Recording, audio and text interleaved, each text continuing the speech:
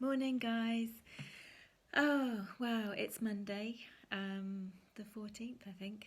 And I was I was really being pushed by Spirit to do this Facebook Live. It's something that came through me weeks and weeks ago, and I chickened out because I don't particularly like mixing politics and things into the work that I do, but it came through me really strongly last night, and I just thought, okay, I'll step up. I'll be 100% authentic. So here goes. What has Brexit got to do with soul evolution? So some of you, especially the ones in the UK, will be absolutely aware of what's going on with the vote in Parliament tomorrow that the MPs are having with regards to the current plan for Brexit. And if you don't know what Brexit is Britain leaving the European Union. And we see this in a number of different countries, this kind of national parties and national politics kind of coming to the fore, getting a lot of votes, a lot of kind of passion behind it, and Trump's wall as well. And, you might think, well, that's got absolutely nothing to do with soul evolution and spirituality, but it really strongly came through me a few weeks ago that actually, things like Brexit, sorry, I seem to have a bit of a poor connection today. The things like Brexit are really a very low vibrational. Brexit's a really, oh, for heaven's sake, I'm going to move into the room where the router is and see if it's better. Sorry about this. Let's see if it works any better in here. Okay, seems to be good. So yeah, things like Brexit is a really low vibrational representation of our soul evolution and what's going on currently, where everybody's, so many people are being, their hearts are pulling them to wake up to the truth of who we are as spiritual beings. It's kind of being bandied about the Great Awakening, and I kind of really see this, and this is what's coming through me, that the things like Brexit, the things like Trump's wall, it's all about sovereignty. This is the year, 2019 is the year of sovereignty, where we are being called by our hearts, by a higher aspect of self, to kind of really connect and reclaim our truth. Now, it seems a bit bizarre because from a very third dimensional aspect, the things like Brexit, the wall and things like that, nationalist parties, they seem to be completely embroiled in separatism. But it kind of reminded me of my own personal journey, and it's like I came in knowing who we are as spiritual beings. I came in assuming everybody knew that we were so much more than our physical bodies, that we were so much more than the roles that we played. And when I realised, and this is as a very small child, that wasn't the case, and actually that my natural way of being, connecting with the magical around me, being able to see, sense, feel energy, know things that I couldn't know, channel messages. When I realised that actually that was going to cause me a lot of pain, and not being accepted, not feeling loved, not fitting in, I chose to lock all of that away. I chose to deny that aspect of my truth to fit in, to survive, basically. And I kind of stepped on and fully kind of experienced this path of disempowerment. And my journey throughout life has been one to experience the myriads of ways that we give our power away, whether it be to people, whether it be to what we hear, what we read, what we see, the media, whether we give our power away to energies, whether we have addictions, whether we give our power away to status or money, to the job that we have, to our family, to the roles that we play. All it takes is for us to agree with somebody else against our own truth, that inner feeling. You know, if something crops up in your life, does it feel light to you? You know, does that information, that statement, whatever, feel like your truth? Does it feel light and bring you joy and fire you up? Or does it have an uncomfortable feeling and you just know something's not quite right? And that's really us being able to discern our truth. But because, you know, our lives are filled, especially in this third dimensional world, of implicitly trusting the words of somebody else over ourselves. You know, that's basically what we're being trained to do.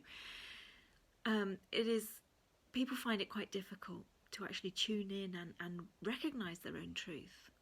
Because, you know, who amongst us asks ourselves, what do I think? What do I feel?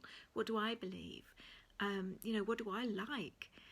And that was the journey. That was my journey for my life, you know, kind of denying all of my truth, accepting, giving my power away left, right and centre, having my power taken away, you know, soul fragments whizzing off and leaving me, you know, just allowing myself to be completely disempowered.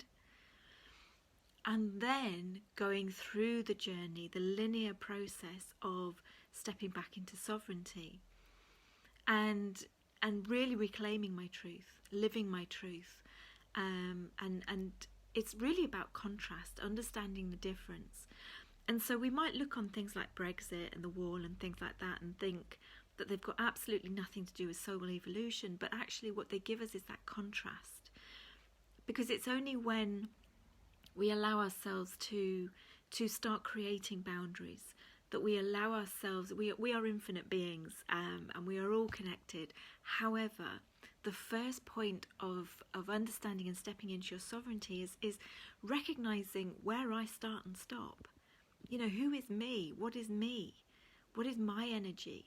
And so it is about, you know, going through forms of protection. It is about going through cleansing your own field, understanding what your energy field feels like in the first place, knowing when it's been encroached upon, when you've allowed another energies into it, you know, whether you have entities attached to it, whether you have implants attached to it, and going through those processes of removing those so that you feel whole within yourself. And then the amazing thing happens, because once you reach that state, then the realization comes in of ourselves as spiritual beings. Because as you go through those processes of clearing and cleansing, and you know, and protecting your energetic field, that you actually start raising your vibration. And as your vibration raises, you're creating a vessel that can actually contain your light, that can actually contain your divine spark, your soul essence, to such a greater degree that you then, your thoughts, your emotions, you know, the way you perceive the world completely changes, because you're starting to embody your light. And the more you reclaim your truth and the more you live your truth, the more you embody your light, your divinity, the more you realize who we truly are, and that we are all connected. And that's where the unity consciousness can come in, because we don't just understand it cognitively. It's not just something that we intellectually go, oh yeah, you know, unity consciousness, yeah, I'm connected to all that is, yeah, I'm part of source energy, you know, yeah, I'm connected to everything. You actually experience it. But it's a process. And it's a process that we have to go through from the point of where we're at in complete disempowerment to being able to stand in our sovereignty. And so for me, things like Brexit, you know, Trump's wall, and many other situations around the world are mere third dimensional reflections. Because remembering that everything in the outer reality, everything in your external existence is a reflection of what's going on in your internal landscape. You know, whatever you see outside of yourself is basically there, kind of like a flashing light bulb going, hello, look at me, you know, be aware of this. Because, you know, the next step is, once you're aware of it on the outside, you can become aware of it on the inside, and then you can actually do something about it to release whatever, clear, cleanse, whatever, you know, all of those suppressed emotions and things like that, to raise your vibration, to be able to contain more of your light. So even though this kind of thing seemed really far removed, and you know, the whole Brexit thing seemed to have really divided the country and separated people and families, you know, who voted yes, who voted no. For me, it is all about this representation of this journey, this battle within and without, around sovereignty, around us reclaiming and restanding in our power. And it doesn't mean power over, because that is the very lower vibrational aspect of power. It's power with, you know, it's power together. It's power as all that you are.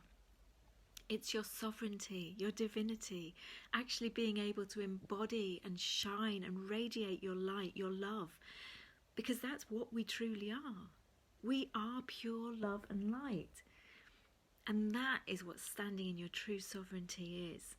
And everything that you do, everything that emanates from you, is for the greatest good for all, with harm to none. So that's what I wanted to share this morning. That was what was come through me a few weeks ago, and I chickened out. And but yeah, they wouldn't let me go to sleep last night until I agreed that I would actually do the video. So there we go. I wish you all a fantastic rest of your day, whichever way you voted. But just recognising and acknowledging that this is merely a reflection of the path of many, many people, many souls in this lifetime, at this particular time, where we are being pulled by our highest aspect of self, by our divinity, by our heart centre, to really start to gain awareness of who we truly are, to reclaim our truth, and to really step up so that we can all stand in our sovereignty, and that we can all radiate and be the light and love in the world that our higher aspect of self basically wanted when it came into this experience. So much love to you. Take care. Have a great day, and I shall speak to you again soon. Bye.